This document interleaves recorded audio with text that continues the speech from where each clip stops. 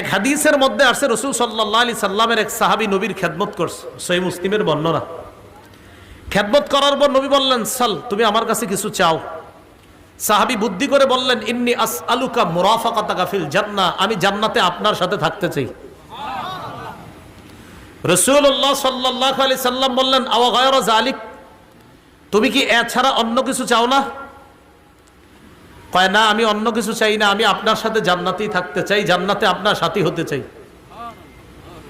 এই কথা বলার পর নবী বললেন, আইন্নী আলা নাফসিকা বিকাসরাতিস সুজুদ, তুমি এক কাজ করবা, বেশি বেশি সেজদা করবা, নামাজ পড়বা।